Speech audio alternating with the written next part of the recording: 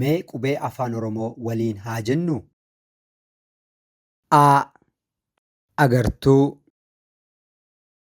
A. Alaabaa. A. Agadaa. A. Akkoo. A.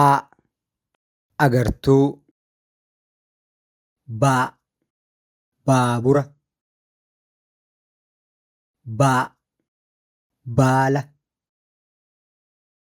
B. Bofa. B. Boolla. B. Baabura. C.